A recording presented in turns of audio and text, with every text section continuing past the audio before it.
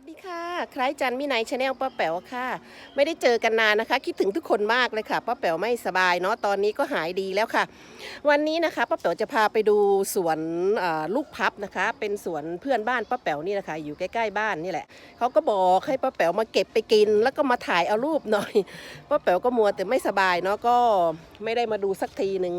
แล้วพรุ่งนี้นะคะวันที่12พายุใหญ่จะเข้าญี่ปุ่นนะคะป้าแป๋วก็เลยถือโอกาสตอนนี้วันนี้นะคะวันที่11ค่ะมาถ่ายกลัวพายุเข้ามาแล้วนะคะเดี๋ยวเราจะไม่ได้เห็นลูกพับสวยๆกันเนาะวันนี้ป้าแป๋วก็เลยมาเก็บบรรยากาศลูกพับกำลังสุกค่ะลูกพับสวนนี้นะคะเป็นสวนที่เขาสุกเร็วค่ะไปดูกันค่ะคุณป้ามาเดินคุณป้ามาเดินออกกำลังกายสวนองุ่นนะคะองุ่นเขาหมดแล้วอันนี้ก็เป็นอยู่สวนก็อยู่ใกล้ๆบ้านป้าแป๋วค่ะนี่ก็เป็นโรงเรียนนะคะเป็นโรงเรียนประถมเนี่ยบ้านป้าแป๋วก็อยู่ตรงนี้ค่ะ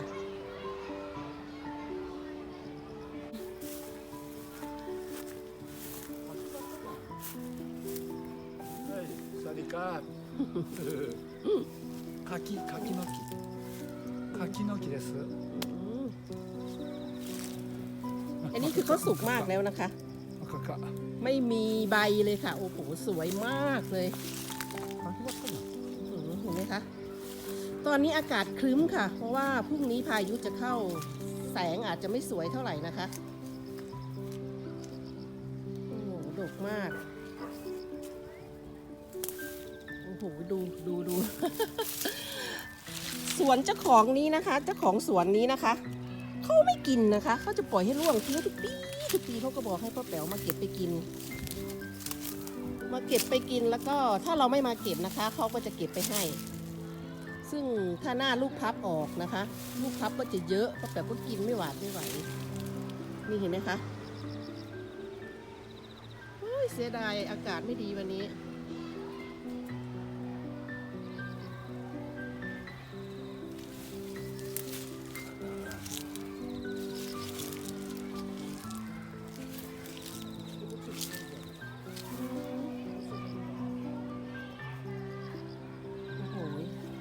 หวานอร่อยนะคะ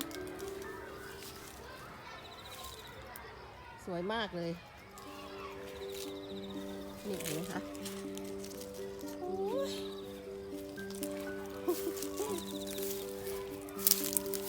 ดกจนไม่รู้จะดกยังไงดูสิย้อยลงมาข้างล่าง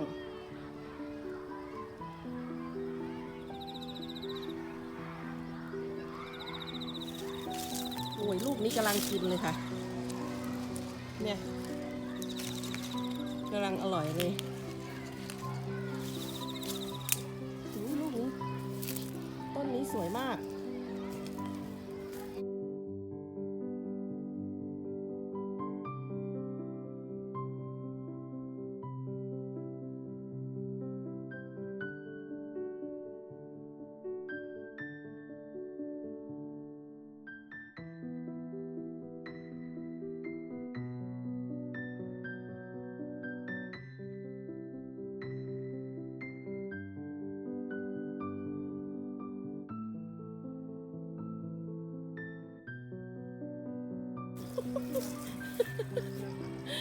ใหญ่แมงมุมติดหัว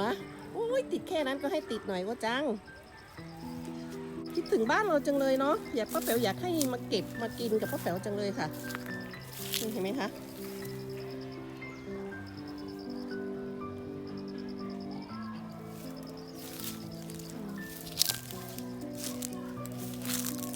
ดู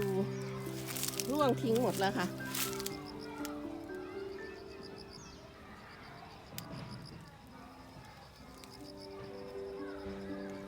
ร่วงทิ้งหมดละโอ้โหต้นนี้สงสัยจะสุกช้ากว่าเพื่อนยังสีเหลืองอยู่เลย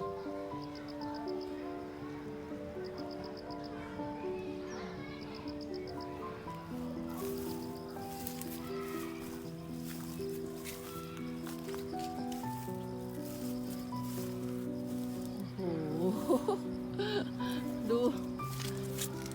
นี่ ดกอะไรจะปานนั้นแล้วกรอบอร่อยนะคะป้าแป๋วขอบอกค่ะ กรอบอร่อย เดี๋ยวป้าแป๋วจะชิมให้ดูไม่ใส่สารที่เป็นอันตรายนะคะ เพราะฉะนั้นแล้วป้าแป๋วก็สามารถเด็ดและเอามากินได้ค่ะบางคนก็บอกว่าเห็นป้าแป๋วกัดลูกพับแล้วกินเลยไม่ปอกเปลือกหรือคะปอกนะคะ คือป้าแป๋วชิมให้ดูนะคะ แค่ลูกเดียวในสวนอย่างเงี้ยเราไม่ปอกก็ได้ค่ะ แต่ถ้าเราเอาไปกินที่บ้านเราก็ต้องปอกค่ะอุ้ยหวานหวานโอ้ยชิหวานมากต้นนี้จะมีเม็ด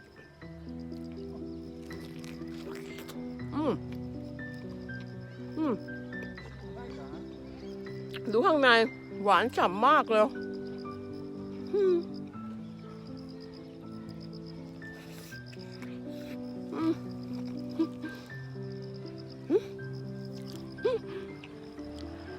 โอ้จังยืนหัวเราะป้าแป๋ว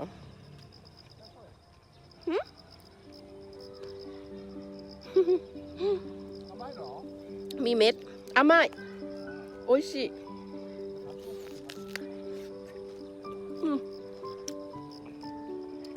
โอ้ยหวานจับใจ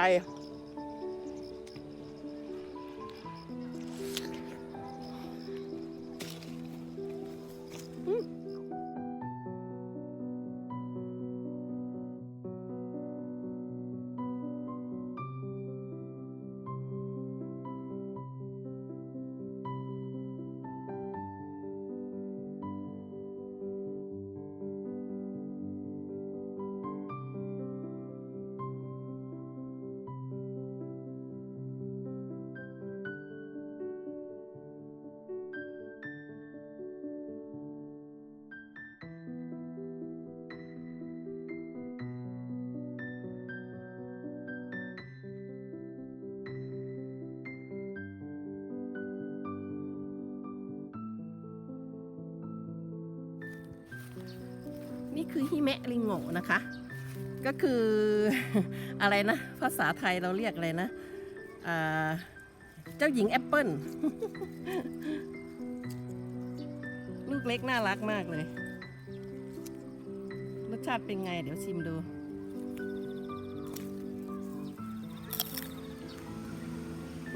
เปรี้ยวจิ้มพริกเกลือถ้าจะอร่อยเปรี้ยว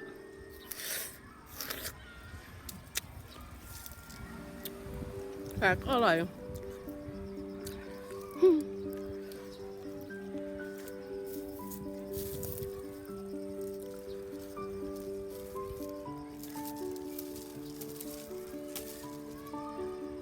เหมือนลูกเชอร์รี่เลยลูกเล็กๆ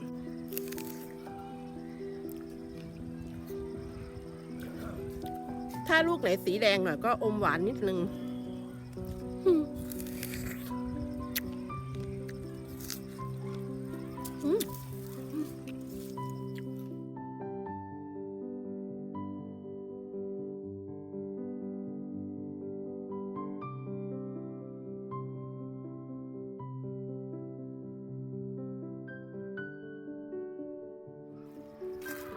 ดูนี่ค่ะดูพวงนี้ดกมากเลย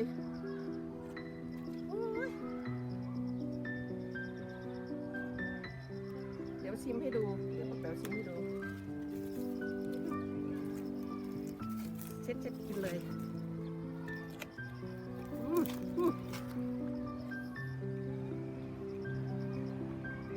หวานกรอบอร่อยมาก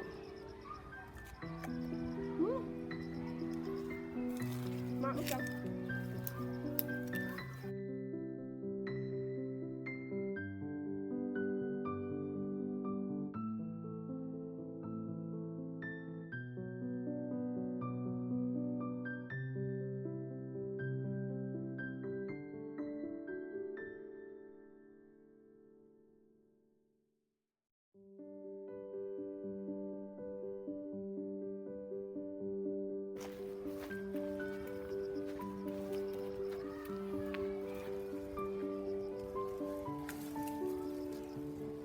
เช็ดกินได้เลย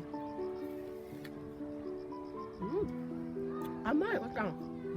หวานค่ะ งใน うん。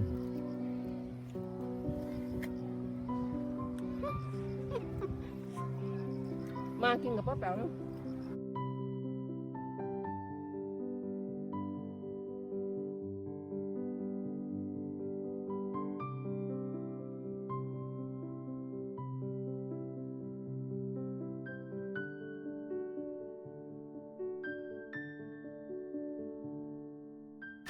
นี่นะคะ เดี๋ยวป้าแป๋วจะไปกินที่บ้านหักมาทั้งพวงนี่เลยโอ้ป้าแป๋วก็เจ็บแขนอยู่ค่ะ แขนที่ให้น้ำเกลือแล้วก็ให้ยาฆ่าเชื้ออะไรต่ออะไร แขนยังเจ็บยังเป็นแผลอยู่เลยเนี่ยมาเอาไปกินแล้ว สุดยอดจริงๆ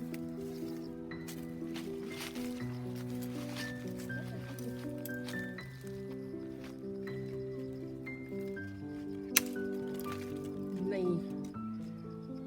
ไปค่ะเราเอาไปกินกัน ป้าแป๋วก็ขอขอบคุณทุกคนนะคะ ที่ทุกคนเป็นห่วงป้าแป๋วไม่ได้เจอกันนานมากป้าแป๋วก็คือคิดถึงทุกคนค่ะ แต่ด้วยความที่ว่าเราไม่สบายเนาะป้าแป๋วก็ไม่อยากจะแบบออกสื่อโดยที่หน้าตัวเองไม่สดชื่นไม่ยิ้มแย้มแจ่มใสนะคะ จะพลอยทำให้คนลูกหลานที่ดูเรานะคะไม่สบายใจไปกับเราด้วยป้าแป๋วก็เลยตัดสินใจให้หายดีและแข็งแรงเสียก่อนป้าแป๋วถึงจะทำคลิปเนาะอาการป่วยของป้าแป๋วนะคะก็คือ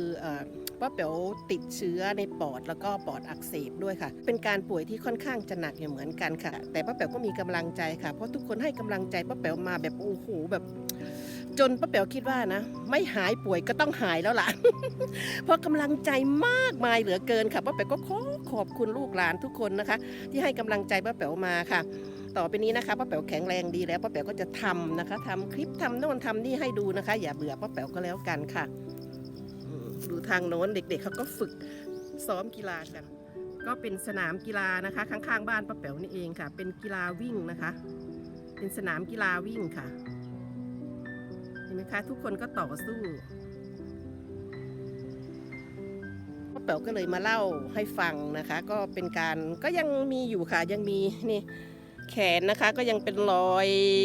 น้ำเกลือรอยให้ยาฆ่าเชื้อนะคะ คือบอบช้ำมากไอ้นี่คือหายดีแล้วนะคะ ที่ตอนยังไม่หายดีนะคะ คือดูไม่ได้เลย แขนนี่คือจะช้ำคือเจาะค่ะต้องเจาะเลือดอุ้ยหลายครั้งมากค่ะ เจาะเลือดจนไปตรวจนี่หลายครั้งญี่ปุ่นเขาเช็คแบบละเอียดมากเข้า CT สแกนโอ้โหไม่อยากจะพูดเลย ทุกคนนะคะไม่มีใครนะคะที่อยากจะเจ็บไข้ได้ป่วยเนาะแต่มันก็เกิดขึ้นแล้วเราก็ไม่ต้องไปท้อนะคะ การเจ็บไข้ได้ป่วยนี่นะคะป้าแป๋วคิดว่ากำลังใจเนี่ยเป็นสิ่งที่ดีที่สุดถ้ามีกำลังใจนะคะเราจะฟื้นเร็วเราจะหายเร็วไอ้นี่เป็นเรื่องจริง เพราะฉะนั้นแล้วนะคะป้าแป๋วหายเร็วในครั้งนี้ก็เป็นเพราะทุกคนให้กำลังใจป้าแป๋วค่ะป้าแป๋วขอบคุณทุกคนมากแล้วก็มากเลยค่ะ โอ้ยรักทุกคนมากเลยค่ะเอาละค่ะวันนี้ป้าแป๋วก็มาทักทายเนาะหลังจากที่เราไม่ได้เจอกันนานในช่วงที่ป้าแป๋วไม่สบายเนาะพรุ่งนี้นะคะพายุใหญ่จะเข้าญี่ปุ่นค่ะ12-13คนญี่ปุ่นก็เตรียมพร้อมกันอย่างมากเลยนะคะพายุครั้งนี้นะคะเป็นพายุที่ใหญ่สื่อทีวีสื่อทุกสื่อนะคะก็ให้เตรียมพร้อมอยู่ตลอดเวลาคอยติดตามฟังสถานการณ์นะคะว่าเขาจะให้ทำอะไรอย่างนี้นะคะในเขตหมู่บ้านป้าแป๋วก็จะประกาศตามสายอยู่ตลอด2 ชั่วโมงเลยนะคะว่าให้คอยติดตามทางการเขาจะให้เตรียมพร้อมอะไร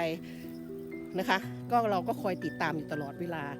เพราะว่าเป็นพายุที่แบบใหญ่แล้วก็น่ากลัวมากนะคะญี่ปุ่นเนี่ยเขาเป็นประเทศที่มีภัยธรรมชาติที่เยอะที่สุดแต่ขนาดนะคะเขาเตรียมพร้อมกันตั้งแต่เมื่อ3 วันที่แล้วนะคะเขาประกาศบอกนะคะเขาเตรียมพร้อมกันขนาดเตรียมพร้อมนะคะเขาก็ยังเจออะไรที่แบบหนักๆนะคะเพราะฉะนั้นแล้วการเตรียมพร้อมนะคะก็เป็นสิ่งที่ดีค่ะโอเคฝนเริ่มจะตกจะครึ้มแล้วนะคะพรุ่งนี้ป้าแป๋วก็เตรียมตัวพรุ่งนี้นะคะก็ป้าแป๋วก็เตรียมตัวรับพายุใหญ่ที่จะเข้านะคะป้าแป๋วก็ขอภาวนาว่าอย่าให้เป็นพายุที่ใหญ่เลย